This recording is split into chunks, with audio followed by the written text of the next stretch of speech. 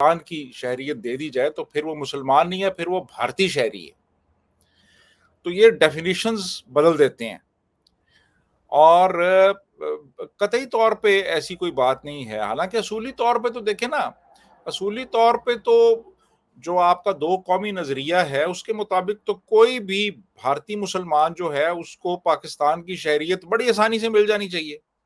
सबको चले जाना चाहिए था, वहीं पे होना ही नहीं चाहिए था किसी को यहाँ पे। हाँ, बिल्कुल। ये भी इंडिया के मुसलमानों को क्यों ले लें? इंडिया के मुसलमान तो शुरू दिन से इंडिया के ही मुसलमान थे।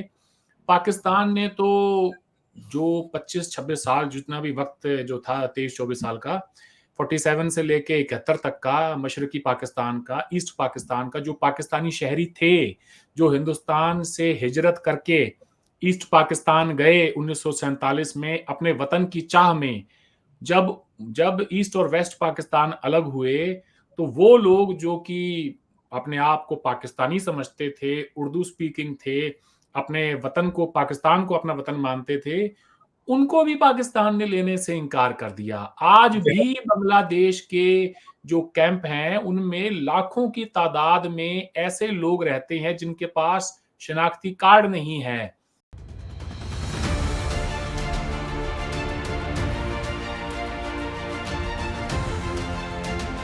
नमस्कार दोस्तों, मैं अमर जैदी और एक बार फिर से आप सबका बहुत स्वागत करती हूँ हमारे आज के खास कार्यक्रम इट्स डिबेटेबल में। और आज के प्रोग्राम में दो खास मेहमान हमारे साथ मौजूद हैं। अरविंद सहारन न्यूजीलैंड से, जो कि वैसे भारतीय हैं, और वसीम अल्ताफ साहब पाकिस्तान से सीधे इस्लामाबाद से हमारे साथ जुड़े हैं। और आज हम दोनों से ही गुफ्तगू करेंगे भारत और पाकिस्तान में जो माइनॉरिटीज के हालात हैं उन सब के हवाले से। बहुत बहुत स्वागत है आप दोनों का। नमस्कार जी। नमस्कार। Thank you. नमस्कार जी। अरविंद जी, सबसे पहले आपसे मेरा सवाल है, क्योंकि भारत में लोकसभा या जनरल इलेक्शन की बात करें वो चल रहे हैं। भारत में इलेक्शंस हो या ना हो, लेकिन जो भारतीय माइनॉरिटीज हैं या खास तौर से कहा जाए जो मुसलमान हैं, वो चर्चा का विषय बने रहते हैं। अभी हमने बीते दिनों देखा कि एक वेल्थ डिस्ट्रीब्यूशन का एक मुद्दा छिड़ा, जिसमें प्रधानमंत्री मोदी ने भी उसको एड्रेस किया। जिस तरह से किया उसके बाद एक बड़ा उस पे एक बवाल की तरह छिड़ गया, क्योंकि अभी तक ये मामला ठंडा नहीं हुआ है। प्रधानमंत्री मोदी के इस बयान को आप किस तरह से देख रहे हैं? जी, पहले बताएं प्रधानमंत्री मोदी ने क्या कहा?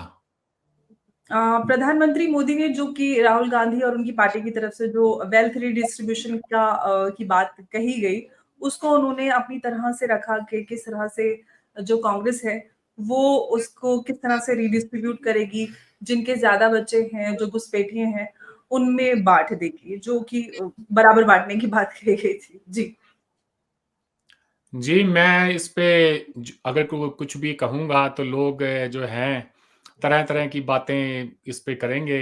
लोग अपना मन पहले ही बना चुके होते हैं कि हमें किसको सपोर्ट करना है, और चाहे उनके लीडर ने कुछ भी झूठ बोला हो, कुछ भी गलत बात की हो, वो आखिर तक जाके उसको डिफेंड करने की कोशिश करते हैं। अब सवाल ये नहीं है कि मैं इस पे क्या सोचता हूँ, जानता ही कौन है मुझे, चंद हजार लोग जानते होंगे हिंदुस्तान या पाकिस्तान में। मेरी राय इतनी मायने नहीं रखती इस मौजू पे, जितना कि इंटरनेशनल ओपिनियन मैटर करता है। और जब मैं बात करता हूँ इंटरनेशनल ओपिनियन की, तो फिर आप ये देखें कि दुनिया के तमाम बड़े-बड़े जो अखबार हैं, उन्होंने इस खबर को कैसे छापा है।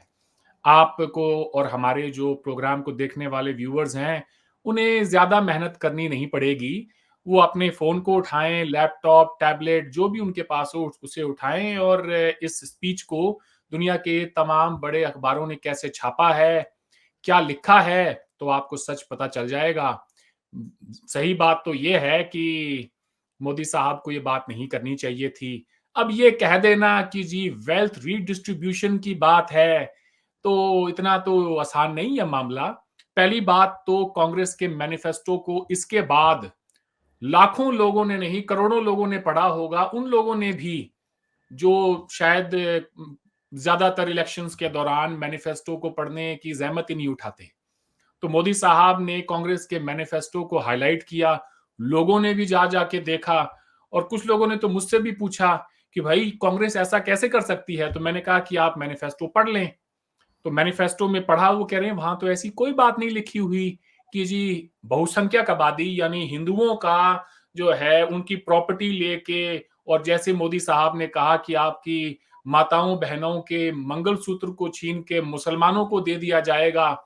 70 साल तो हो गए हैं, 76 साल हो गए हैं मुल्क को आजाद हुए।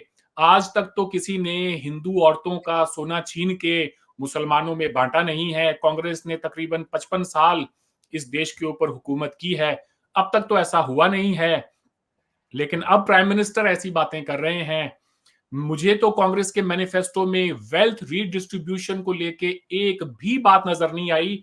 कोई मुझे दिखा दे तो मैं 20,000 रुपए का इनाम दूंगा जी उसको। यहां सबके सामने बबांगे दोहल ये बात कह रहा हूं कि कोई दिखा दे मुझे कि कांग्रेस के मैनिफेस्टो में कहां लिखा है कि मेजॉरिटी पॉपुलेशन का जो है वेल्थ, उनकी कमाई, उनका धन जो है वो जी रीडिस्ट्रीब्यूट किया जाएगा और मुसलमानों को दे दिया जाएगा या फिर किसी को भी दे दिया जाएगा। कांग्रेस के मैनिफेस्टो में जो लिखा है वो ये है कि कांग्रेस देश में बढ़ती असमानता को, यानी इनइक्वालिटी जो है, अमीर और गरीब का जो फर्क है, उसको कम करने की कोशिश करेगी। वो सबको एक समान रोजगार देने की बात कर रहे हैं। उन्होंने ये कहीं नहीं लिखा है कि हम जो है धन उठा के हिंदुओं का और मुसलमानों को दे देंगे और फिर प्राइम मिनिस्टर की तरफ से यह कहना कि आपकी माताओं बहनों का मंगलसूत्र तक लेके दे देंगे। ये देखें जी, मैं कोई लगी लिपटी बात नहीं करूंगा। ये प्राइम मिनिस्टर को, उनके ओहदे को ये बातें शोभा नहीं देती। उन्हें इस तरह की बात नहीं करनी चाहिए। मेरा ओपिनियन इतना मैटर नहीं करता। दुनिया के तमाम बड़े अखबारों ने इसे हेट स्पीच के दायरे में डाला है। उनका ये कहना है कि प्राइम मिनिस्टर की ये बातें एक कम्युनिटी को उनके ही देश के अंदर टारगेट करती हैं। अब क्या कहा उन्होंने इसके अलावा, इतना सिंपल भी नहीं है। मैं जरा फिर से सुना दूं, लोगों की याददाश्त बड़ी कमजोर होती है।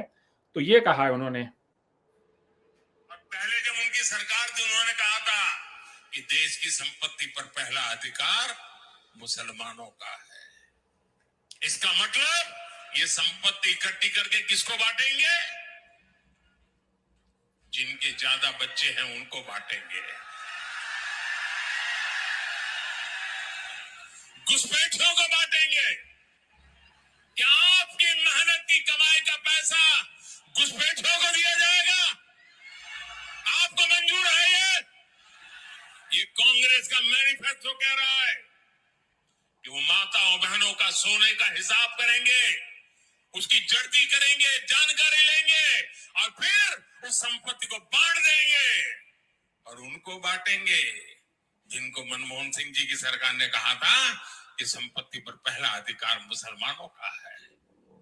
भाइयों बहनों, ये अर्बन नक्सल की सोच, मेरी माताओं बहनों, ये आपका मंगलसूत्र भी बचने नहीं देंगे।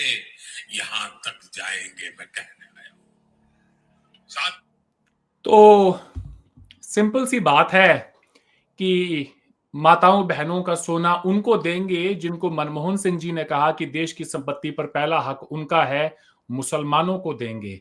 ये कोई बातें करने वाली, प्राइम मिनिस्टर को ये बातें बिल्कुल नहीं करनी चाहिए थी। उन्हें ये देखना चाहिए कि आप ने पिछले 10 साल में जो काम किया है, आपकी जो भी कामयाबी है, आपकी इतनी सारी स्कीम्स हैं, make in India, digital India, स्वच्छ भारत, स्टार्टअप इंडिया, उसके बाद सांसद ग्रामीण जो आपने गांव गोद लेने की बात की थी, स्मार्ट सिटीज हैं। आप नाम गिनाते गिनाते इनकी स्कीमों के थक जाएंगे। मैंने हिंदुस्तान के अंदर खुद अपनी आंखों से इनके अच्छे काम को भी देखा है। इनका बनाया हुआ जो इंफ्रास्ट्रक्चर है, वो पूरी अपनी जो दास्तां है वो चीख चीख के बोलता है कितना बढ़िया इन्होंने काम किया है। इतनी अच्छी अच्छी मेगा हाईवेज बनाए हैं। एक आप सब्जी वाले के पास जाएं तो आप जो है पेमेंट जो 10 साल पहले कैश में किया करते थे, वो भी आप डिजिटल फॉर्म ऑफ पेमेंट से उसको यूपीआई से पैसा दे सकते हैं। कितनी सारी उपलब्धियां हैं जो ये गिनवा सकते हैं इन इलेक्शन रैलीज के अंदर। ये कह रहे हैं कि 400 पार का हमारा नारा है, तो 400 पार आपके अच्छे काम की वजह से ही आएगा, ना कि मंगलसूत्र, मुसलमान, मीट, मछली, ये बातें करके। ये किस किस तरह की बातें हो रही हैं? अपने ही देश में आप अपनी ही पूरी कम्युनिटी को घुसपैठिया कह रहे हैं। आप ये कह रहे हैं उनके ज्यादा बच्चे हैं। अव्वल तो ये बात जो है ये फैक्चुअली इनकरेक्ट है कि आप ये कहें कि जी मुसलमानों के ज्यादा बच्चे हैं। होते रहे होंगे। जब किसी कौम के अंदर गरीबी होती है, इलिटरेसी होती है, तो उसके अंदर ये चीज पाई जाती है। लेकिन वक्त के साथ साथ अब वो जो गैप है ज्यादा बच्चों का और वो सब वो बिल्कुल ब्रिज होता जा रहा है। मुसलमानों के और हिंदुओं के दरमियान उनका जो फर्टिलिटी रेट है वो ऑलमोस्ट बराबर आ गया है। और जितना डिक्लाइन हिंदुओं के फर्टिलिटी रेट में नहीं हुआ, उससे कहीं ज्यादा डिक्लाइन हुआ है मुस्लिम फर्टिलिटी रेट के अंदर। ये तो गवर्नमेंट ऑफ इंडिया के फिगर्स हैं। तो फिर किन ज्यादा बच्चों की वो बात कर रहे हैं? दुनिया भर के अंदर प्राइम मिनिस्टर के इन्हीं बयानों की वजह से फिर लोग उंगलियां उठाते हैं। हम एक रिस्पॉन्सिबल कंट्री हैं। 20-25 करोड़ हमारे यहाँ पे मुसलमान रहता है। हम पूरी कम्युनिटी को इस तरह से दीवार से नहीं लगा सकते, उन्हें मार्जिनलाइज हम नहीं कर सकते। मैं इस बात में एक और ऐड करता चलूं, इनकी ये तो बात मोदी साहब की थी। उनके बाद इनके एक और मिनिस्टर का बयान है, अनुराग ठाकुर कैबिनेट मिनिस्टर है। वो क्या कहते हैं सुनिए। कांग्रेस के घोषणा पत्र में कांग्रेस के हाथ के साथ विदेशी ताकतों का हाथ नजर आता है, जो आपकी संतान की संपत्ति मुसलमान को देना चाहते हैं, जो देश के परमाणु हथियार को खत्म करना चाहते हैं, जो जातिवाद पर, क्षेत्रवाद पर देश को बांटना चाहते हैं। टुकड़े टुकड़े गैंग आज कांग्रेस को पूरी तरह से घेर चुकी है, कांग्रेस की सोच पर कब्जा कर चुकी है। तय आपको करना है, ये टुकड़े टुकड़े गैंग वाली कांग्रेस के साथ जाना है या एक भारत श्रेष्ठ भारत बनाने वाले नरेंद्र मोदी के साथ खड़े हो जाना है। ये तय आपको करना है, संतान की संपत्ति उसको मिले या मुसलमान को मिले। हमने मुसलमानों को पूरे हक दिए, बराबर दिए, कोई कमी नहीं रखी। पक्का मकान, शौचालय, गैस सिलेंडर से लेकर अनाज सब दिया, लेकिन हमने धर्म के नाम पर नहीं दिया। उसका अधिकार था, उसको वो दिया। ये तो आपकी संतान का अधिकार है, आपके वर्षों की कमाई, उसकी कमाई उसको मिलनी चाहिए। आप टैक्स देते हैं, देश का विकास होता है, देश का कल्याण होता है, गरीब का कल्याण होता है। लेकिन अगर आपकी कमाई का पैसा वो ले जाएंगे। राहुल गांधी जी से मैं पूछना चाहता हूं, जब राजीव गांधी देश के प्रधानमंत्री बने तो उससे पहले कानून था कि इंदिरा गांधी जी की मृत्यु के बाद उनकी संपत्ति देश के खजाने में जानी थी 55%। लेकिन राजीव गांधी जी ने बदल दिया कानून, अपनी संपत्ति बचा ली। अब राहुल गांधी ने शादी नहीं की तो बोला आपके बच्चों की संपत्ति ले ली जाए। भाई, गांधी परिवार को जब जो सूट करता है वो करते हैं। अब ये बात भी कितनी इनकी गलत है, ये हिस्ट्री को किस तरह से तोड़ मरोड़ के पेश करते हैं। लेकिन उससे पहले इन्हीं की बात को अगर आगे बढ़ाएं, ये क्या कह रहे हैं यहाँ पर? ये कह रहे हैं देश के परमाणु हथियारों को खत्म कर देंगे। क्या कोई भी सरकार एक ऐसे वक्त में कि जब आपका एक न्यूक्लियर पावर होना, एक परमाणु शक्ति होना देश की ताकत समझी जाती है, ये कुछ भी अनाप शनाप बोल के चले जाते हैं? दिखाए मुझे कोई बीजेपी का कोई भी पॉलिटिकल वर्कर। मेरा कांग्रेस पार्टी से कोई ताल्लुक नहीं, बल्कि मैं तो वोट भी नहीं डालता हूं मगर इंडिया के अंदर। तो फिर ये किस तरह की ये जो है, कोई कहेगा जी हिमायत कर रहे हैं, मैं हिमायत सच की कर रहा हूं। दिखाओ मुझे कांग्रेस के मैनिफेस्टो में कहां लिखा है कि आपके बच्चों की जो है, उनकी जो वेल्थ है, धन दौलत है, वो रीडिस्ट्रीब्यूट करेंगे। कहां लिखा है कि परमाणु हथियारों को खत्म कर देंगे? ये सब झूठी बातें हैं। इनके पास कहने के लिए कुछ नहीं है, इनके 10 साल के काम के लिए इनको वो बातें करनी चाहिए थी। और फिर ये कहना, इल्जाम लगाना कांग्रेस पार्टी के ऊपर या जो है ये गांधी नेहरू परिवार के ऊपर। इंदिरा गांधी की संपत्ति, ऐसी कितनी संपत्ति थी उनकी जो कि राजीव गांधी ने इनहेरिट करी? कुछ भी नहीं किया ज्यादा। मार्जिनल, उनके पास तो, इंदिरा जी के पास तो अपना रहने के लिए घर भी नहीं था। ये क्या बातें कर रहे हैं? इस देश के अंदर आजादी के बाद सबसे ज्यादा योगदान अगर किसी इंसान ने इस देश की तरक्की के लिए दिया है तो वो तो पंडित नेहरू ने दिया है। 196 करोड़ की संपत्ति देश की अर्थव्यवस्था को आजादी के बाद में एक जो है मदद करने के लिए पंडित नेहरू ने दान की, जो कि आज तक आजाद भारत का सबसे बड़ा दान है। आज के उसको अगर आप फिगर्स में लें तो ये 12,000 करोड़ रुपए का दान बनता है। अब लोग ये कहेंगे पंडित नेहरू के पास इतना कहां से आया? भाई उनके पास कहां से आया? उससे देश आजाद हुआ है, उससे पहले तो यहाँ पर अंग्रेजों की हुकूमत थी। मोतीलाल नेहरू बहुत बड़े वकील थे, कारोबारी थे, वो पैसे वाले थे, लाखों रुपए लेते थे एक केस के। उनकी उनकी जमा पूंजी थी ये, उनकी जिंदगी भर की जमा पूंजी थी, जो कि उन्होंने भारत के लोगों के, भारत के विकास के लिए लगा दी। मैं यहाँ पे आपको पढ़ के सुनाना चाहता हूं सरदार पटेल ने इसके बारे में क्या कहा। अब झूठ जो है वो ज्यादा दिन नहीं चलता। बहुत सारे लोगों को शायद ये बातें सुनकर बहुत ही हैरानी हो, मगर सरदार पटेल ये कहते हैं कि भारत के स्वतंत्रता संग्राम में किसी भी व्यक्ति ने नेहरू से अधिक बलिदान नहीं दिया है, और भारतीय स्वतंत्रता के लिए नेहरू के परिवार के रूप में किसी भी परिवार ने सबसे ज्यादा कष्ट नहीं उठाया है। मोतीलाल नेहरू जी ने अपनी आजीविका छोड़ दी, अपनी शानदार हवेली को स्वतंत्रता आंदोलन के सिपाहियों को सौंप दिया और खुद एक छोटे से घर में चले गए। ये सरदार पटेल लिखते हैं। तो फिर ये कौन लोग हैं? या तो कह दें कि जी सरदार पटेल जो कह रहे हैं वो झूठी बात है। इंडियन गवर्नमेंट के अपने जो हमारे जो प्रॉपर्टी रिकॉर्ड्स हैं उनके मुताबिक, यानी जो हमारी जो संपत्ति के अभिलेख जो हैं उनके मुताबिक, भारत सरकार की संपत्ति के अभिलेखों के अनुसार पंडित जवाहरलाल नेहरू ने स्वतंत्र भारत के नवनिर्माण में संसाधनों की भारी कमी को देखते हुए अपनी 98% संपत्ति को राष्ट्र निर्माण के लिए सौंप दिया। पंडित नेहरू के द्वारा दिया गया 196 करोड़ का दान उस समय का राष्ट्र को सबसे बड़ा समर्पित दान था। उस समय पंडित नेहरू द्वारा दिया गया 196 करोड़ का दान आज 12,000 करोड़ रुपए का होगा। तो ये क्या बातें कर रहे हैं? एक तरफ पंडित नेहरू हैं जो कि 1952 का जब पहला इलेक्शन हुआ, मध्य प्रदेश की एक कॉन्स्टिट्यूएंसी है रीवा, जहां से शिव बहादुर सिंह कांग्रेस के कैंडिडेट थे। एक शाही रजवाड़े परिवार से वो आते थे। शिव बहादुर सिंह जी के बेटे अर्जुन सिंह बाद में कांग्रेस में मिनिस्टर भी रहे 90s के दौर में, अगर आप उनको जानते हो तो। शिव बहादुर सिंह जी जब इलेक्शन 1952 का लड़ रहे थे रीवा से, तो पंडित जी उनकी कैंपेनिंग के लिए वहां गए। लोगों ने बताया कि पंडित जी आप शिव बहादुर सिंह जी की कैंपेनिंग के लिए आए हैं, मगर इनके ऊपर तो बड़े संगीन चार्जेस हैं। एक मामले में तो कोर्ट ने इनको 3 साल की सजा भी दी है। उच्च न्यायालय में इनका मुकदमा चल रहा है, इनकी अपील वहां पे दायर है। तो ये बातें जब पंडित जी को पता चली तो पंडित जी ने स्टेज पर जाके वहां के लोगों से, मध्य प्रदेश के जो रीवा कॉन्स्टिट्यूएंसी के लोगों से कहा कि शिव बहादुर सिंह जी ने पार्टी का टिकट लेते वक्त ये सारी जानकारी हमसे छुपाई, और मेरी ये विनती होगी आप सब लोगों से कि कांग्रेस के उम्मीदवार शिव बहादुर सिंह को आप इस चुनाव में वोट ना दें। ये आजाद भारत में पहली और आखिरी बार हुआ है कि शायद एक प्रधानमंत्री ने अपनी ही कैंडिडेट के खिलाफ जो है लोगों में अपील की और उन्हें इलेक्शन हरवा दिया। दूसरी तरफ हमारे अभी 24 घंटे भी नहीं हुए हैं, एक भारतीय जनता पार्टी के सहयोगी दल के जेडीएस, जो कि कर्नाटका की एक पार्टी है, प्रज्वल रेवाना, एचडी देवेगौड़ा साहब के पोते हैं ये।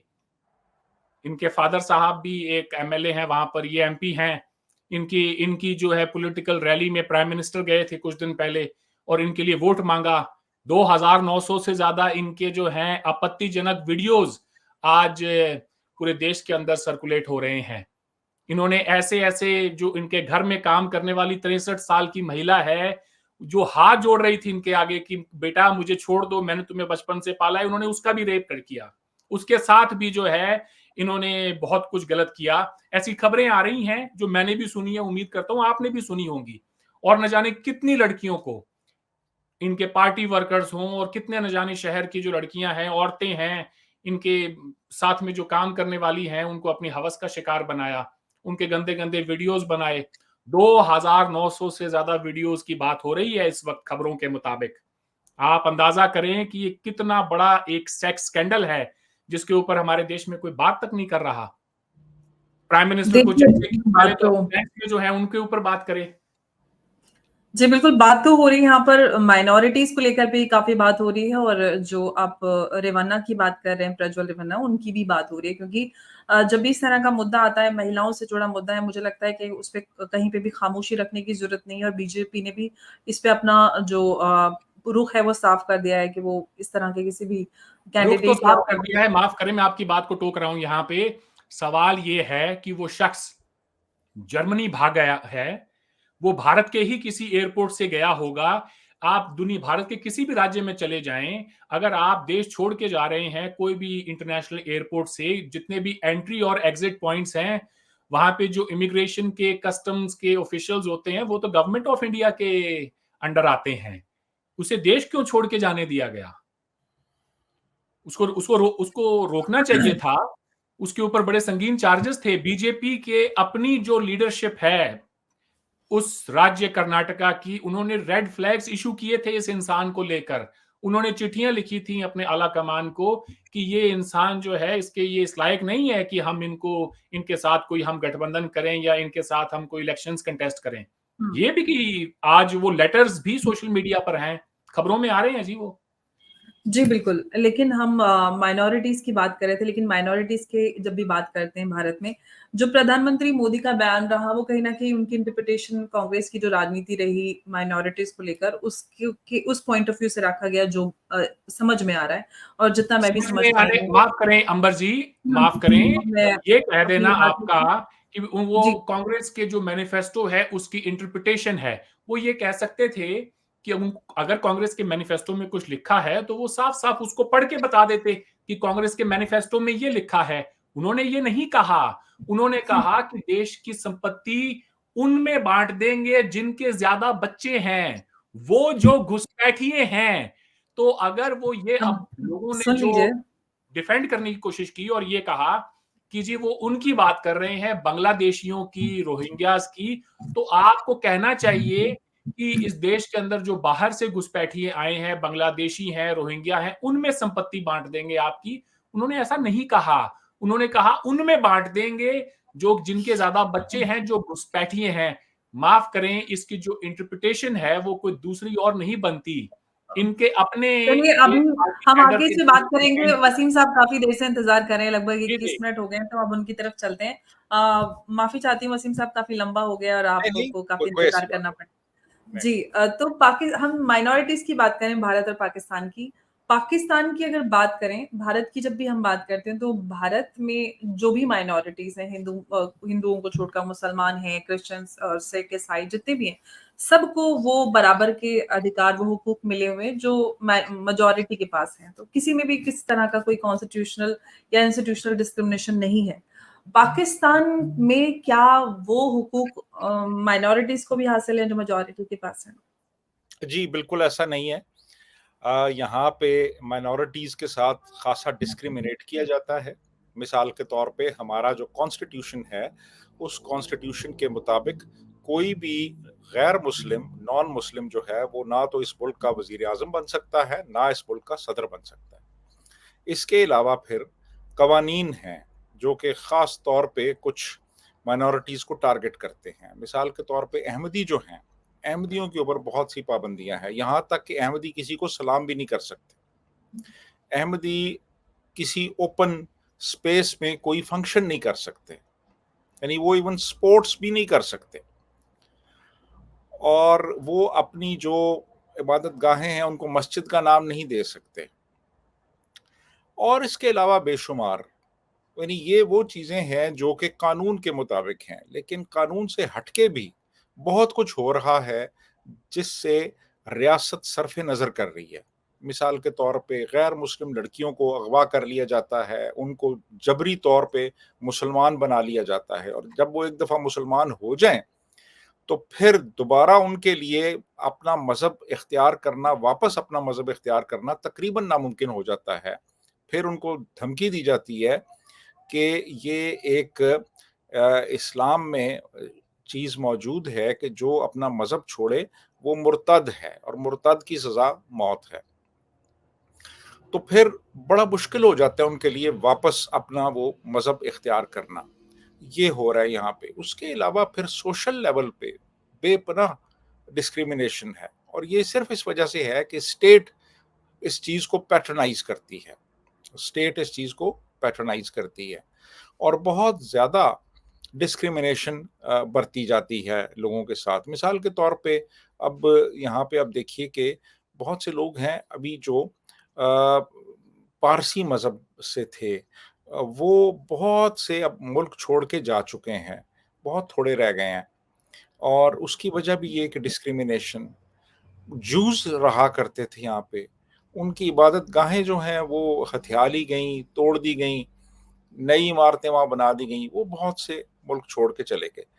तो स्टेट लेवल पे एक तो फॉर्मल लेवल पे डिस्क्रिमिनेशन है उनके साथ, और दूसरा फिर इनफॉर्मल लेवल पे भी मौजूद है, जो इस वजह से है क्योंकि स्टेट पैटर्नाइज करती है इस डिस्क्रिमिनेशन को। स्टेट लेवल पे भी होती है। मिसाल के तौर पे यहाँ पे एक वजीर हुआ करते थे, राणा चंद्र सिंह, नारकोटिक्स के वो वजीर थे, और जब कैबिनेट की जो मीटिंग होती थी सिक्योरिटी इश्यूज पे, तो उनको कहा जाता था कि वो बाहर चले जाएं। हालांकि वो उस मुल्क के शहरी थे और वो एक कैबिनेट मिनिस्टर थे, लेकिन उनके साथ भी डिस्क्रिमिनेशन बरती जाती थी। तो यहाँ जो हालात हैं हमारे मुल्क में, वो तो इंतहाई काबिल इस्लाह हैं और इंतहाई नागुफ्ता बे हैं माइनॉरिटीज़ के हवाले से। बेशुमार लोग थे यहाँ पे जिन्होंने इवन पाकिस्तान की क्रिएशन में रोल प्ले किया। सर ज़फ़रुल्लाह खान थे, बाउंड्री कमीशन में थे, वो अहमदी थे, और आप देखें कि वो फिर अर्ली 50s में अहमदियों के साथ क्या किया गया, और 200 के करीब इन्होंने अहमदियों को मार दिया वहाँ पे हमारे मुल्क में। और जोगिंदर नाथ मंडल थे जिन्होंने पाकिस्तान के लिए ऑप्ट किया, वो भी हिंदू थे, और उनके साथ इतना ज़्यादा उन्होंने एक इम्तियाजी सलूक किया कि वो 50 में पाकिस्तान छोड़ के चले गए। उन्होंने कहा जी यहाँ तो मैं रह ही नहीं सकता। और इसी तरह बेशुमार मिसालें मैं आपको दे सकता हूँ। तो हमारे यहाँ तो जी सूरत हाल बहुत इस वक्त गंभीर है और भयानक है बल्कि। जी अमर। लेकिन वसीम साहब, पाकिस्तान जिस दो कौमी नजरिए के आधार पर बना, आपको नहीं लगता कि इस तरह का डिस्क्रिमिनेशन, इस तरह की जो हम लगातार चीजें होती हुई पाकिस्तान में देखते हैं, और स्टेट तो इसमें है इन्वॉल्व, लेकिन आवाम भी इसमें काफी हद तक मुलव्वस है। कहीं पे भी हमने आवाम को के बीच में ये नहीं देखा कि वो इस चीज का कहीं पे मुखालिफत करते नजर आए कि हम क्यों पाकिस्तान में हिंदू बच्चों के साथ ऐसा होते हुए देख रहे हैं, या क्यों गुरुद्वारे, गिरिजाघर या मंदिरों पे इस तरह की चीजें हो रही हैं। इनफैक्ट अहमदिया की जो मस्जिद, तो वहां पे कह नहीं सकते, जो भी उनकी इबादत गाह होती है उसको तोड़ा जाता है। लगातार इस तरह की चीजें बहुत ज्यादा होती हैं। आवाम के बीच में भी इस तरह का कोई हम नहीं देखते। जिस कौमी नजरिए के आधार पे आपने कहा कि भारत में बड़ा जुल्म होता था हमारे साथ, आप भी वही चीज कर रहे हैं, तो फिर आप में कौन सा ऐसा फर्क? हालांकि ऐसा कुछ अभी हो नहीं रहा है, लेकिन आपके हिसाब से ऐसा हो रहा था, तो आपने जो जिस चीज की मुखालिफत की वो आप खुद कर रहे हैं, तो आप कहाँ से अलग हो गए फिर? देखिए, बात ये है कि अवाम जो है ना, अवाम रियासती इदारों की तरफ और हुकूमत की तरफ और हुकूमत की पॉलिसियों की तरफ देखती है। जनरली अवाम में ज़ाती तौर पे मैं समझता हूँ कि उस लेवल का शऊर नहीं है, और जब आप मज़हब के नाम पे मुल्क बनाते हैं और मज़हब को इस्तेमाल करते हैं, और मज़हब आपकी ज़िंदगी के हर शोबे में अगर दरअंदाज हो जाता है, मैं तो ये लफ्ज़ इस्तेमाल करूँगा, तो फिर क्या होता है कि फिर चूँकि रियासत की पॉलिसी है कि मज़हब को प्रमोट किया जाए, तो फिर ये होता है कि फिर लोग भी ख़ासे मुहतात हो जाते हैं। वो फिर खुल के रियासती पॉलिसियों की मुखालफत नहीं करते। बहुत से लोग ऐसे हैं जो इससे इख्तिलाफ़ करते हैं, जो समझते हैं कि ये सारी इम्तियाज़ी जो बर्ताव हैं माइनॉरिटीज़ के साथ, ये गलत हैं। लेकिन खुल के बात करना रियासती पॉलिसी के खिलाफ, ये लोग अवॉइड कर जाते हैं, फिर डरते भी हैं कि अब मिसाल के तौर पे अगर कोई बंदा खड़ा होके किसी ऐसी रेजोल्यूशन की मुखालफत करेगा असेंबली में कि जनाब ये ब्लास्फेमी लॉ ख़त्म किया जाए, तो उसकी तो अपनी जान को ख़तरा लाहक हो जाएगा। तो लोग डरते हैं इस बात से। कैबिनेट की मीटिंग्स में डरते हैं कि यार हमने कोई ऐसी बात कह दी तो कल को हमारे जो मुखालिफ हैं वो तो इस बात को बहुत बड़ा हवा बना देंगे, हमारी तो अपनी जान। सलमान तासीर के साथ क्या हुआ था? सलमान तासीर के साथ क्या हुआ था आप देखें ना, ये एक स्टार्क एक फैक्ट है कि उसको मार दिया गया। और वो भी फिर यानी हालात यहाँ तक थे कि कोई बंदा उसकी नमाज जनाजा पढ़ाने को तैयार नहीं था सलमान तासीर की। यहाँ पे एक लेक्चरर हैं जुनैद हफीज उनका नाम है, वो ब्लास्फेमी के केस में मुल्तान सेंट्रल जेल में पिछले 10 साल से कैद हैं और एक वकील उनकी वो कर रहा था पैरवी, तो उस वकील को भी कत्ल कर दिया गया। अभी चंद रोज पहले अटक का एक दर्जी है, वो उसके ऊपर ब्लास्फेमी का अनपढ़, बिल्कुल अनपढ़, और उसके ऊपर ब्लास्फेमी का इल्जाम लगा दिया गया और एक रेजोल्यूशन पास किया वहां की बार ने, अटक की जो लोकल बार है उसने रेजोल्यूशन पास किया कि कोई वकील इसका केस टेकअप नहीं करेगा। तो लोग डरते हैं, फिर घबराते हैं कि यार हम आइडेंटिफाई हो गए इस बंदे के साथ तो फिर हमारी जान भी उतनी खतरे में होगी जितनी उसकी है। तो इस वजह से देखें, असल चीज ये है कि स्टेट अपनी पॉलिसीज तब्दील करे। स्टेट के पास बहुत ताकत होती है, बहुत रिसोर्सेज होते हैं, और अगर स्टेट जो है वो अगर एक स्टैंड ले ले तो फिर आपको उसे फॉलो करना होता है। लेकिन यहाँ स्टेट इंतहाई कमजोर है, इंतहाई कमजोर स्टेट है ये, और स्टेट भी फ्रैगमेंट हो चुकी है, स्टेट के भी बहुत से हिस्से बन चुके हैं, बहुत से पावर सेंटर्स बन चुके हैं, आपस में भी उनका क्लैश रहता है। तो इसलिए स्टेट के लिए भी कोई एक फैसला करना आसान नहीं। तो बहुत ही इस वक्त हालात मैं समझता हूँ कि बहुत गंभीर है इस मुल्क के। जी अंबर। जी अरविंद, अगर हम बात करते हैं, जैसे कि हमने बात की भारत में माइनॉरिटीज की बात की, या फिर हम अपने कांग्रेस और उसकी पॉलिसीज की हम बात कर रहे थे, लेकिन जब हम माइनॉरिटीज के हवाले से कांग्रेस की, खासतौर से मुसलमान को लेकर जो कांग्रेस की अब तक की पॉलिटिक्स रही है, या अभी जो पिछले 10 सालों से विपक्ष में कांग्रेस है, जब भी सरकार कोई इस तरह का कानून बनाती है, सीए की बात करें, हम यूसीसी की बात उठते हुए देखते हैं, ट्रिपल तलाक की बात हुई, 370, राम मंदिर, हर चीज का विरोध करती कांग्रेस नजर आती है। या फिर हम ओवरऑल मुसलमानों की जो को लेकर कांग्रेस ने राजनीति की है, मुसलमानों का कुछ खासा भला तो नहीं किया है उन्होंने, बस मुसलमानों को इस्तेमाल जरूर किया है। हर चीज के विरोध में, सीए से भी उनको एतराज है। उनको क्या एतराज है? इस तरह की जो उनकी ये जो मतलब उनका राजनीति करने का तरीका है, आप इसको किस तरह से देखते हैं? क्या ये सही है, जस्टिफाइड है? मैं देखें जी, मेरे पीछे तस्वीर लगी है भगत सिंह की, तो मैं ना जो बात कहूँगा, सच के सिवा और कुछ नहीं कहूँगा। इस बात की बिल्कुल परवाह नहीं करूँगा कि जहाँ पे भी जिस भी पॉलिटिकल पार्टी ने जो भी ब्लंडर कमिट किया है, उसे बिल्कुल एक्सेप्ट करूँगा जी। कांग्रेस पार्टी ने मुसलमानों को सिर्फ़ एक वोट बैंक के तौर पे इस्तेमाल किया।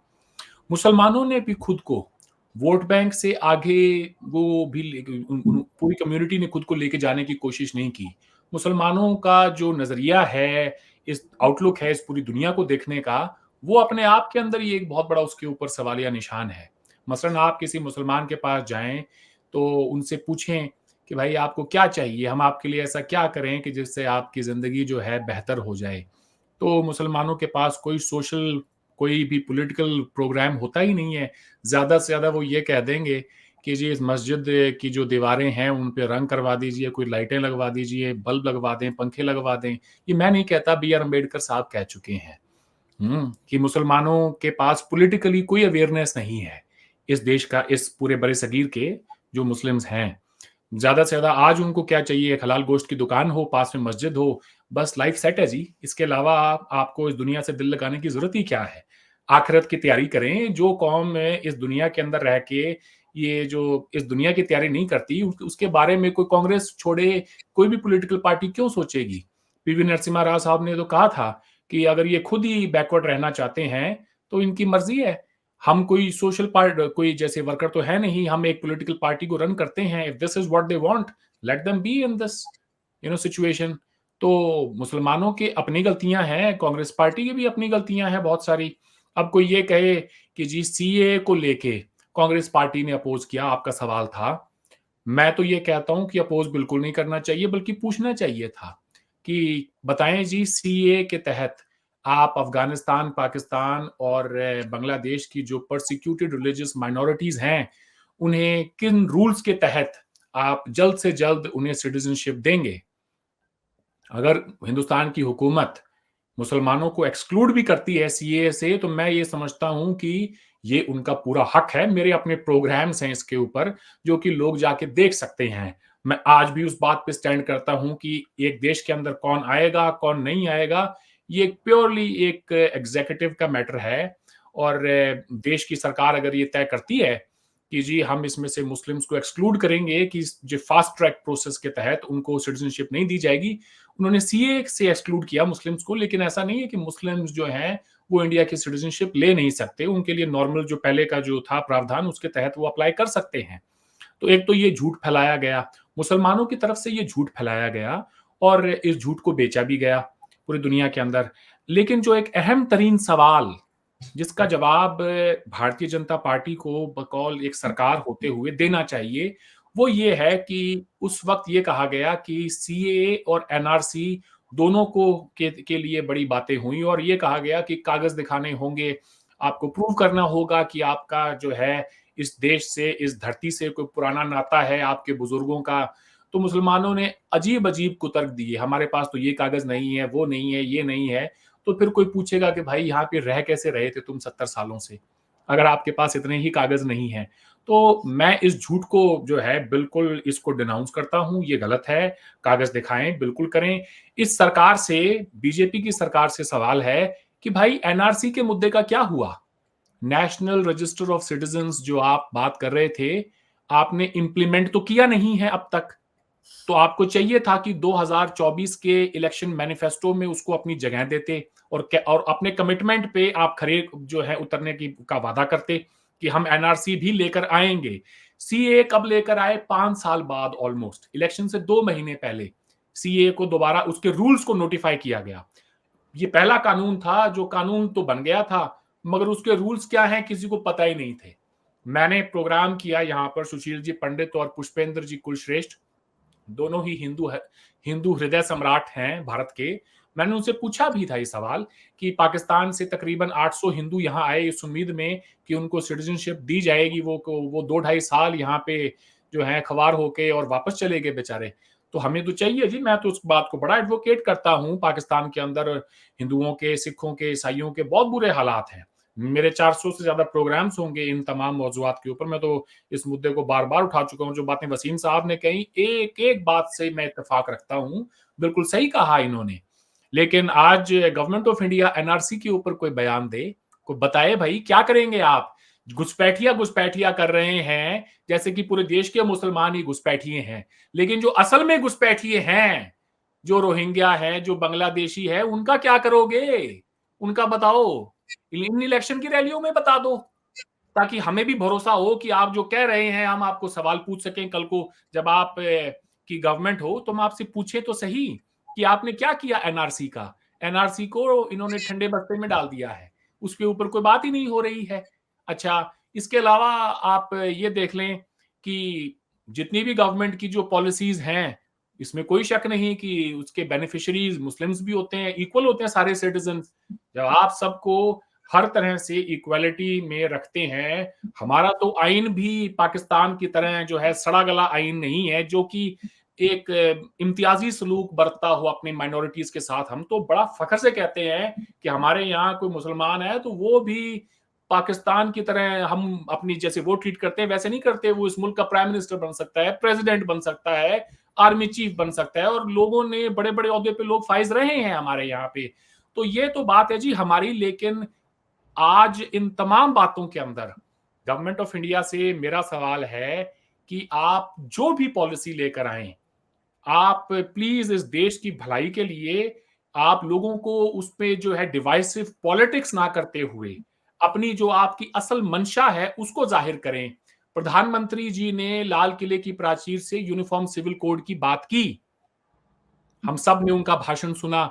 तो उसके बाद गृह मंत्री अमित शाह जी से मिलने के लिए नॉर्थ ईस्ट के हमारे जो पूर्वी राज्य हैं, उत्तर, वहां से लोग आए और जो भी वहां की सरकारें हैं, उनके जो डेलीगेशन के लोग थे, उन्होंने कहा जी हमारा तो अपना कल्चर है, तो यूनिफॉर्म सिविल कोड में हमें क्या मिलेगा, और ये वो। फिर ट्राइबल्स का भी एक मसला था। ये तो होम मिनिस्टर का शायद रिकॉर्ड है कि स्टेटमेंट उन्होंने दी थी कि जी हम देखेंगे यूनिफॉर्म सिविल कोड को इम्प्लीमेंट करने से पहले कि अगर हो सके तो नॉर्थ ईस्टर्न स्टेट्स को और ट्राइबल्स को इसमें से कोई एग्जेम्पशन दे दें। अब सवाल ये खड़ा होता है कि एक यूनिफॉर्म सिविल कोड, यूनिफॉर्म का मतलब क्या कि एक वर्दी, वो कहीं पर भी हो, स्कूल में हो, कॉलेज में हो, फौज में हो, एक यूनिफॉर्मिटी की जो डेफिनेशन है, यूनिफॉर्मिटी सब में समानता, एक समान कानून जो है सबके ऊपर लागू हो। तो अगर आप ट्राइबल्स को इस देश के जो नॉर्थ ईस्टर्न स्टेट्स हैं उनको एग्जेम्पशन देंगे, तो फिर ये कानून किस मकसद के लिए लाया जा रहा है? इसमें यूनिफॉर्मिटी कहाँ है भाई? मुझे ये तो बता दो कि ये यूनिफॉर्म सिविल कोड कहला दिया जाएगा, इसमें से नॉर्थ ईस्टर्न स्टेट्स को निकाल दो, इसमें से ट्राइबल्स को निकाल दो, तो यूनिफॉर्मिटी कहाँ रह जाएगी? सबसे बड़ा सवाल। तो फिर एक सवाल ये भी उठेगा, कल को वैसी साहब कह दें या कोई मुस्लिम कह दे भाई हमें टाइट करने के लिए ये कानून लाया जा रहा है, तो उनका कहना गलत भी नहीं होगा। फिर इसका मतलब यही बनता है, कुछ दूसरा बनता भी नहीं। फिर आप हिंदुओं से भी पूछ लें कि वो इसके बारे में क्या कहते हैं, सोसाइटी में कोई आप डिस्कशन भी करवा लें इसे लेकर। हर बात को हमारे यहाँ पे हम एक सियासी एजेंडे के तहत वोट लेने के लिए, अपनी सोसाइटी को पोलराइज करने के लिए क्यों करते हैं? हम ये क्यों नहीं देखते कि ये देश, इसकी मिट्टी, यहाँ के लोग, ये सब हमारे हैं, हमें सबको साथ लेके चलना होगा। आपका तो स्लोगन है सबका साथ सबका विकास। जब 10 साल तक आपने सबका साथ हासिल किया, सबका विकास भी आपने किया, तो फिर ये मुसलमान और ये खा जाएंगे, पी जाएंगे, मंगलसूत्र ले जाएंगे, और ये बातें अच्छी नहीं लगती हैं। कि क्या बातें कांग्रेस की, आप क्या बात करें? कांग्रेस अगर कोई आई इक्तदार में तो उनसे भी सवाल करेंगे कि बताएं आप क्या करना चाहते हैं। आज देश में सबसे बड़ा मसला बेरोजगारी है। मैंने अपनी आंखों से देखा है, आप भी रोज देखती होंगी। दूसरा बड़ा मसला है महंगाई। एक बयान दिखाएं हमारे एक बीजेपी के सियासतदान का जिसने बेरोजगारी और महंगाई पर बात की हो। उस पे कोई आते नहीं है। हम क्या देंगे 2047 में, उसका रोड मैप है। आज नौकरी मत मांगो। 2 करोड़ नौकरियों का वादा बीजेपी ने किया था, कांग्रेस ने नहीं किया था। तो अब तक तो 20 करोड़ रोजगार इन्होंने दे देने चाहिए थे पिछले 10 सालों में। कितनों को रोजगार मिला? ये सवाल पूछ लूंगा तो लोग कहेंगे तुम तो ये हो, तुम तो वो हो। ये तो कोई बात ना हुई। नहीं सरकार नहीं, से आप बिल्कुल बिल्कुल आप सवाल पूछिए। लेकिन यूनिफॉर्म सिविल कोड की हम बात करते हैं तो मुझे लगता है कि क्योंकि मैं इस मुद्दे पर काम करती आई हूँ, और जब ऐसा नहीं है कि मुसलमानों को टाइट करने के लिए इसको इम्प्लीमेंट किया जाना चाहिए या किया जाएगा। मुझे लगता है कि मुसलमान अगर क्रिमिनल लॉज की बात करते हैं तो सबको हम यूनिफॉर्म जो हमारा क्रिमिनल कोड है वो फॉलो करना पड़ता है। उसमें मुसलमान भी आते हैं, उन पे कोई भी क्रिमिनल लॉ शरिया कानून के हिसाब से नहीं इम्प्लीमेंट होता है, लागू होता। लेकिन जब हम बात करते हैं पर्सनल लॉज की, तो वो कांग्रेस ने इस तरह का प्रोविजन रखा कि उनको आप all India Muslim personal law board भी बना दिया।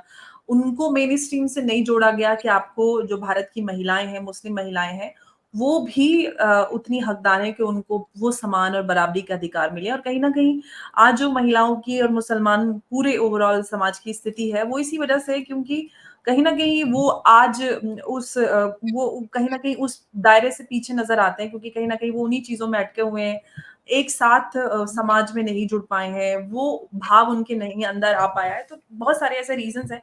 लेकिन वसीम आपकी साहब, मैं बातें आपके पास इतनी जी, आपकी तमाम बातें, तमाम जितने भी गिले शिकवे हैं वो बिल्कुल दुरुस्त हैं।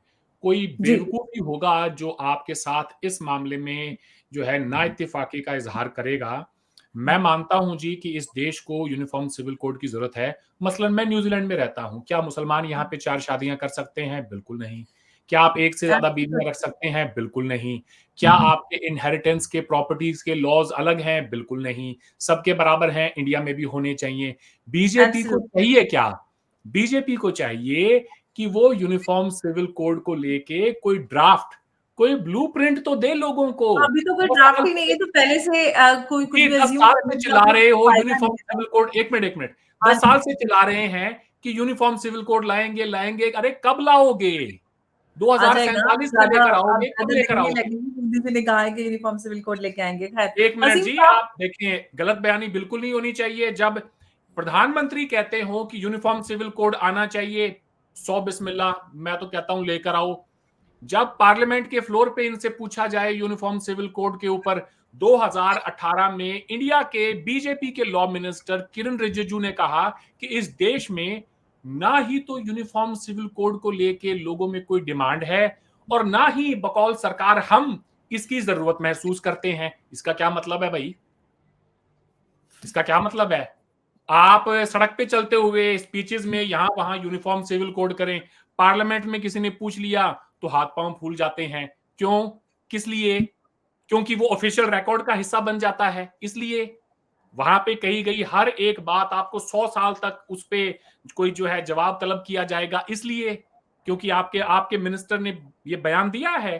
तो जाके अगर कोई ये कह दे अरविंद सारंग तुम झूठे हो, ये बयान लॉ मिनिस्टर की देखिए, तरफ मुझे लगता है कि से आया है, कौन क्या तो मेरे कहता है, मुंह मैं से तो नहीं मारे क्योंकि यहाँ मैं पे कोई। भारतीय महिलाओं के बीच में, मुसलमान महिलाओं के बीच में काम करती हूँ और मैं जानती हूँ पर्सनली, क्योंकि मैं बहुत सालों से इस मुद्दे पे ग्राउंड पे काम कर रही हूँ। भारत की महिलाओं की, मुस्लिम महिलाओं की ये ज़रूरत है, क्योंकि जिस दंड से और जिस परेशानियों से वो गुज़रती हैं, उसके लिए यूनिफ़ॉर्म सिविल कोड का होना बहुत ज़रूरी है। होना वसीम साहब, मैं चाहिए। आपके पास। जी, मैं जी, माफ करें, आप मैं आपसे मैं वसीम एक साहब के सवाल पास पूछ जाना लेता हूँ। चाहती हूँ। एक सवाल जी, आपसे मैं पूछ लेता हूँ, अगर आपके पास, जी, आप चूंकि इतनी ज्यादा सोशल वर्कर हैं। जी। होना चाहिए। बीबी जी, मैं भी यही कह रहा हूं, होना चाहिए। प्राइम मिनिस्टर भी कह रहे हैं होना चाहिए। अब देगा कौन हमें? पाकिस्तान तो नहीं देगा, वसीम अरे भा भई, साहब तो नहीं देंगे। प्रधानमंत्री देंगे, हमें इस देश से ही तो चाहिए, हम किसी तो और से कोई क्यों नाप ड्राफ्ट, लेंगे? मैं सिर्फ इतना कह रहा हूं कि प्राइम मिनिस्टर ने खुद कहा कि इसके ऊपर डिस्कशंस होनी चाहिए सिविल सोसाइटी में। बिल्कुल होनी चाहिए। आप कोई ब्लूप्रिंट तो रखें सामने, ताकि हम कोई हाँ, बहस कर तो सकें। अब सीए को लेके एब्सोल्युटली। रूल्स नोटिफाई नहीं किए थे, लोग बहस कर रहे थे। बहस करने का सजेशंस मतलब नहीं मांगे होता। थे ना लॉ कमीशन ने। हम्म? लॉ कमीशन ने सजेशंस मांगे थे, सबने अपने लॉ अपने दिए, कमीशन हम ने भी अपना देते सजेशंस हैं। मांगे, उनके पास बहुत सारे सजेशंस आए होंगे। तो क्या बिल्कुल, उन्होंने फिर हमने भी कोई अपना ब्लूप्रिंट सजेशन, हम रखा? भी अपना देके आए, सबने दिया, बहुत सारे लोगों ने दिया। तो गवर्नमेंट को चाहिए ना कि मुसलमानों ने आप भी जब दिया। कोई प्रपोजल तो रखें सामने कि वो कैसा होगा। हाँ, अब हम देखेंगे, माँग करेंगे ऑफ कोर्स कि होना चाहिए, ताकि आगे देखा जाए कि क्या, और उसमें कुछ अगर कोई चेंजेस या कुछ भी कर रहे हैं, तो आगे उस पे डिबेट डिस्कशन होगा। लेकिन वसीम मैं तो साहब, कह दूं उस पे ड्राफ्ट आना चाहिए बस, जी, जी, जी। जल्द से जल्द। सीए की बात आई, और सीए की जब बात आती है तो यही आता है कि जो पाकिस्तान से माइनॉरिटीज़ हैं, या फिर और पड़ोसी अफ़गानिस्तान या बांग्लादेश या कहीं पे भी इस तरह की चीज़ें, जो माइनॉरिटीज़ को रिलीजियस डिस्क्रिमिनेशन या कोई भी इस तरह की चीज़ फेस करना पड़ रही है, उसके अंतर्गत भारत में उनको सिटीज़नशिप मिल जाएगी। लेकिन अगर हम बात करें भारत के मुसलमानों, क्योंकि क्या अगर पाकिस्तान में भी कोई इस तरह का कुछ ऐसा है कि अगर भारत के मुसलमानों को पाकिस्तान आना है, तो उनको भी सिटीज़नशिप दी जा सकती है? नहीं जी, नहीं, सिटीजनशिप नहीं दी जा सकती उनको। इंटेलिजेंस जो है ना, वो उनकी मॉनिटरिंग शुरू कर देगी कि भाई ये भारतीय शहरी यहाँ करने क्या आया है। ठीक है। क्यों? वो वो तो कहते हैं मुस्लिम नहीं, मुस्लिम भाई-भाई। मुस्लिम भाई भाई सिर्फ तकरीरों में होते हैं। ठीक है अच्छा जी, जी। तकरीरों में बिल्कुल। और नारेबाजी में मुस्लिम मुस्लिम भाई भाई। हुँ। लेकिन आप मिसाल के तौर पे मुसलमान हैं, आप कोशिश कीजिए आपको वीजा मिल जाए। ठीक है। नहीं, मेरे को कोई तमन्ना नहीं है ऐसी। अच्छा, चले चले, मिसाल के तौर पे वीजा मिल जाता है, या आप ट्राई करें कि भाई आपको पाकिस्तानी सिटीजनशिप मिल जाए। ठीक है। तो फिर आपको पता चलेगा कि फिर आप मुसलमान नहीं होंगी, फिर आप भारतीय शहरी होंगी। ठीक है। तो मुसलमान सिर्फ उस वक्त तक है जब तक के मुसलमान का नाम प्रोपेगेंडे के लिए इस्तेमाल किया जा सकता है कि मुसलमान के साथ गुजरात में ये हो रहा है, मुसलमान के साथ मुजफ्फरनगर में ये हो रहा है, मुसलमान के साथ बिहार में ये हो रहा है। लेकिन वही मुसलमान जब मिसाल के तौर पे कोशिश करे कि उसे पाकिस्तान की शहरियत दे दी जाए, तो फिर वो मुसलमान नहीं है, फिर वो भारतीय शहरी है। तो ये डेफिनेशंस बदल देते हैं। और कतई तौर पे ऐसी कोई बात नहीं है। हालांकि असूली तौर पे तो देखें ना, असूली तौर पे तो जो आपका दो कौमी नजरिया है उसके मुताबिक तो कोई भी भारतीय मुसलमान जो है उसको पाकिस्तान की शहरियत बड़ी आसानी से मिल जानी चाहिए। सबको चले जाना चाहिए था, वहीं पे होना ही नहीं चाहिए था किसी को यहाँ पे। हाँ, बिल्कुल, ये भी एक प्रोपोजिशन है कि वो आ जाए सारे यहाँ पे। तो पहली बात तो ये कि ये कोई ऐसा इनका कोई इरादा नहीं कि ये किसी किस्म की अकोमोडेशन करें उन मुसलमानों की। और दूसरा, मेरा ख्याल है आपकी तरह शायद ही कोई भारतीय मुसलमान हो जो पाकिस्तान में आना चाहे, आना भी नहीं चाहेंगे। पाकिस्तानी नहीं रहना चाहते तो भारतीय तो क्या ही रहना चाहेंगे। यही बात है कि यहाँ पे जो हालात हैं इस वक्त बहुत इनसिक्योरिटी है हर लिहाज से। यानी यहाँ पे जो इवन जो मुसलमान रहते हैं उनको मुसलमानों से इनसिक्योरिटी है, क्योंकि आपने जब मजहब कार्ड खेला तो मजहब कार्ड तो फिर आगे चलता रहता है ना, फिर वो रुकता तो नहीं है किसी एक जगह पे, फिर तो वो बहुत आगे तक जाता है। फिर तो अकीदे में भी अगर फर्क हो तो आप इनसिक्योर फील करना शुरू कर देते हैं। क्योंकि आप ये देख लीजिए कि 47 ऑनवर्ड्स, अब तक 76 साल में भारत में कितने मुसलमान मुख्तलिफ दंगे और फसाद जो थे उनकी नज़र हुए, और पाकिस्तान में कितने हुए। तो पाकिस्तान में आपको ज़्यादा मिलेंगे इंडिया के मुकाबले में।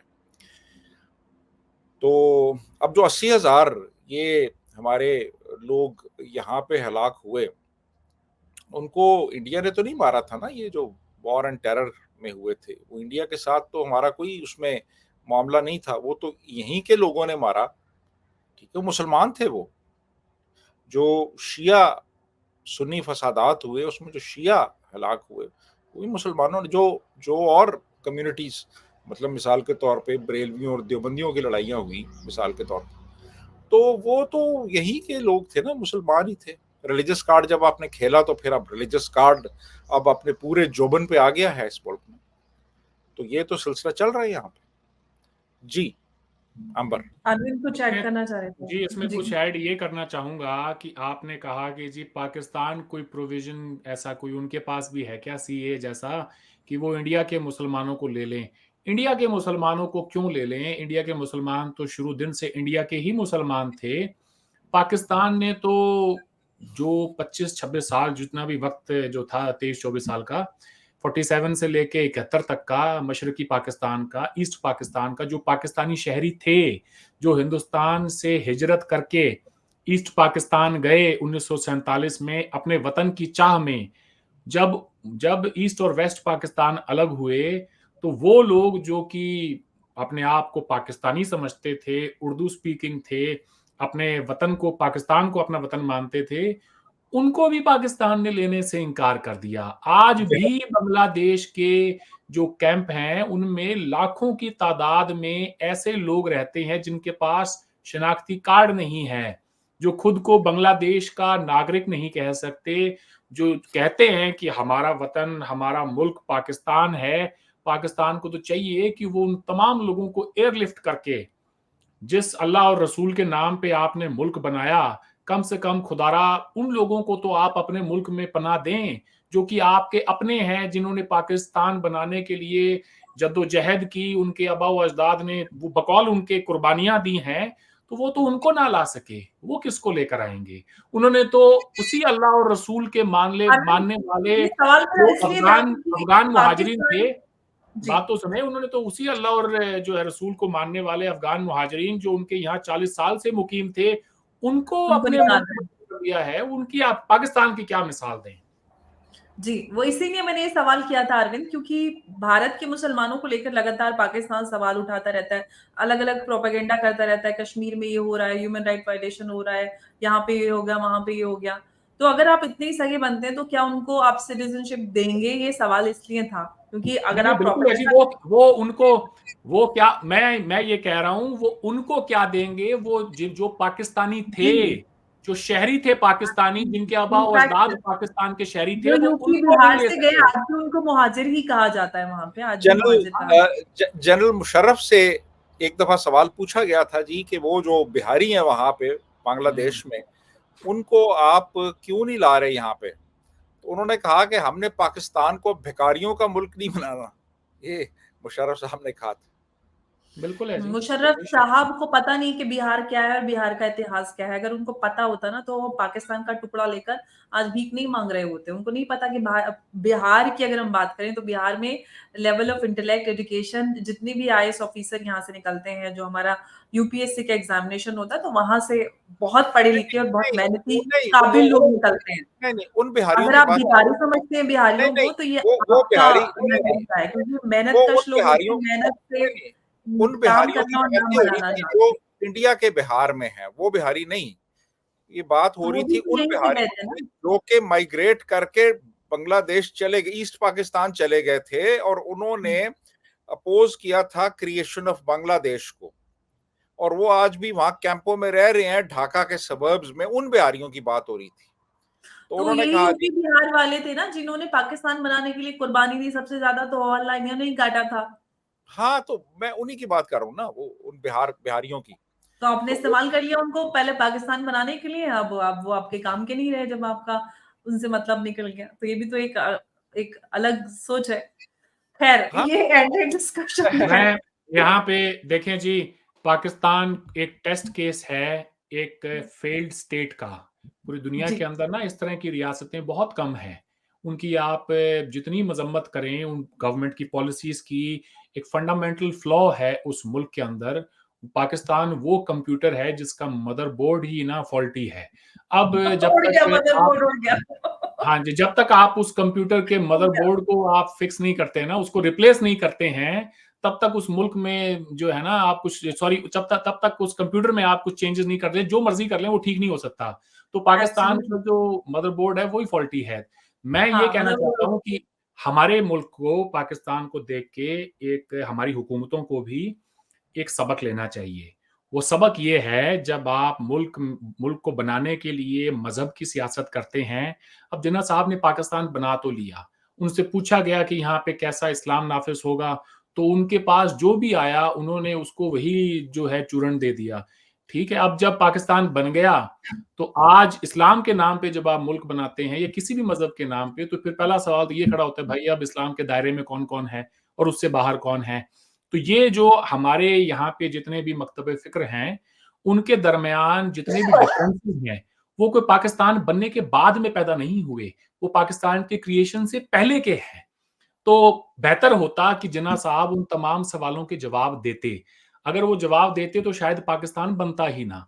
अब जो वो बन गया है, तो किसका मजहब होगा, कौन इस्लाम के दायरे में है, कौन नहीं है, वो आज तक यही फैसला नहीं कर पाए।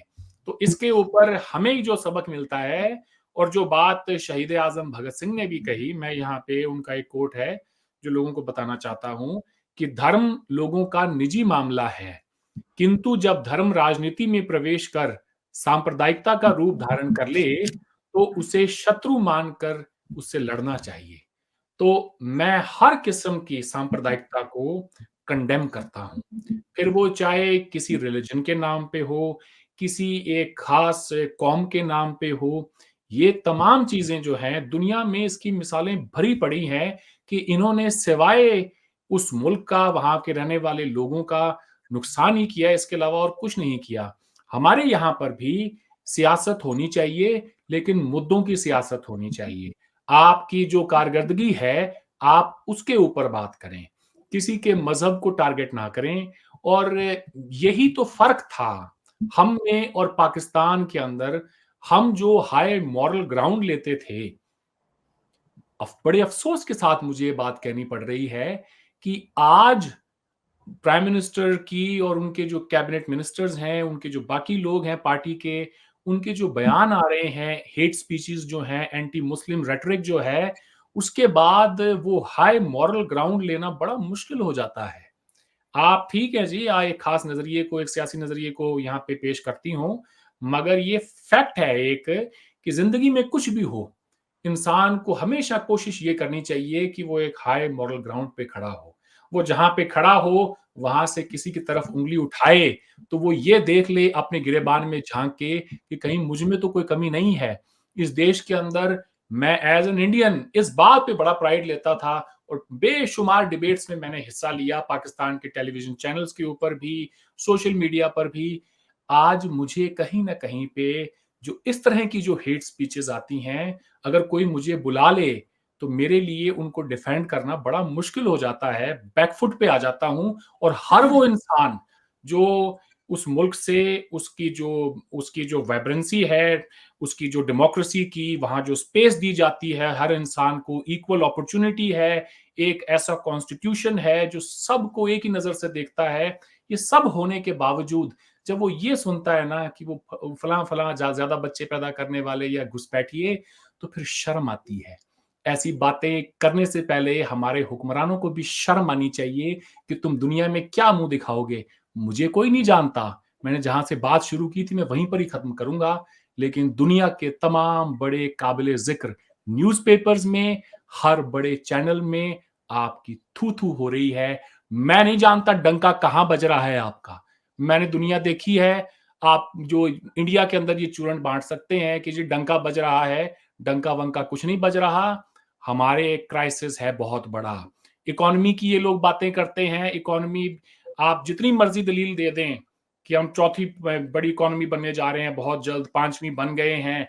सच्ची बात यह है कि अगर आपको 80 करोड़ लोगों को 2 वक्त का राशन देना पड़े सरकार को, तो इस देश की जो अर्थव्यवस्था है, उसकी मईशत है, उसकी पोल वहीं खुल जाती है।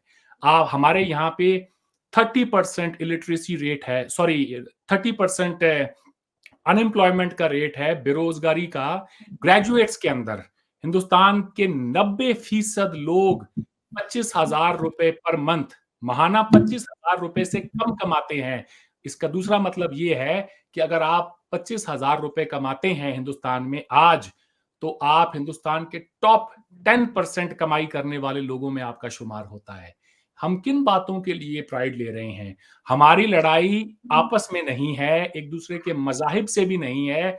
हमारी एब्सोल्युटली। लड़ाई है वो हमारी गुर्बत, हमारी बेरोजगारी, हमारे यहाँ महंगाई। और ये तमाम बातें मैंने नहीं कही, प्राइम मिनिस्टर ने एक दफा केरल में या शायद कहीं पे भाषण देते हुए मोदी साहब ने कही थी, पाकिस्तान को कहते हुए कि आओ हमारे साथ मुकाबला करो, कि आप पहले अपने यहां से गुर्बत को खत्म करते हैं या हम करते हैं, आप अपने यहां से पहले बेरोजगारी को खत्म करते हैं या हम करते हैं। तो मैं उन्हीं की कही हुई बात आज उन्हीं को याद दिला रहा हूं। इस इलेक्शन में अब तक एक बार उन्होंने बेरोजगारी और एक बार महंगाई पर बात नहीं करी है, जो उन्हें करनी चाहिए।